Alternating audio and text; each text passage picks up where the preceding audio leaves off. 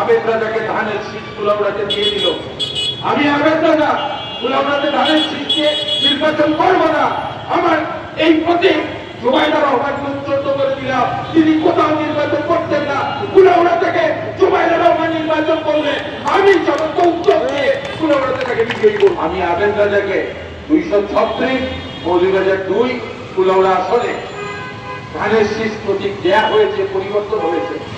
মনে করেন আমি কি করব?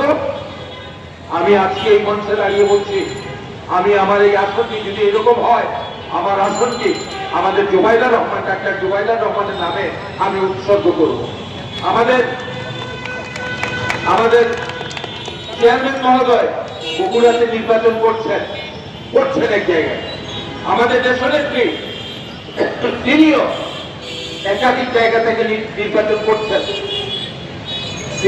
সিলেট কন্যা হযরত শাহজালাল সাহেবের পবিত্র মাটির মানুষ, মুক্তিযুদ্ধের সর্বাধিনায়ক জেনারেল উসমানী রক্তদার মধ্যে প্রবাহিত, নৌবাহিনী প্রদানের মেঘান তার সুযোগ্য কন্যা আমাদের ভারপ্রাপ্ত চেয়ারম্যান মহোদয়ের স্ত্রী, পৃথিবীর অন্যতম শ্রেষ্ঠতম একটি যুবক তারেক রহমান এবং জুবাইদা রহমানকে পাশাপাশি দেখে শ্রদ্ধায় মাথা নত হয়ে যায়। খেয়াল করে দেখবেন পৃথিবীতে এইরকম যুবক কম।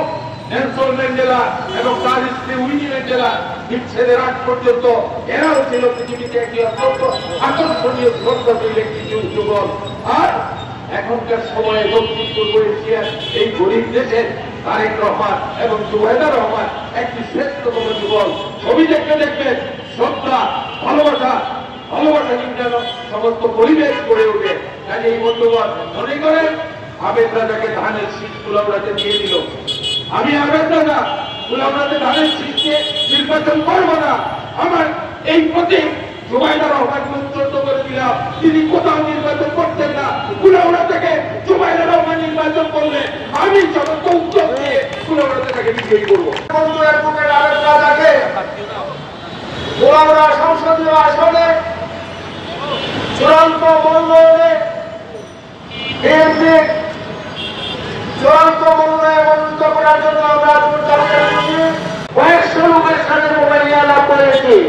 পরে আমি জেনেছি যে তারা সবাই আবেদ রাজাকে চায়।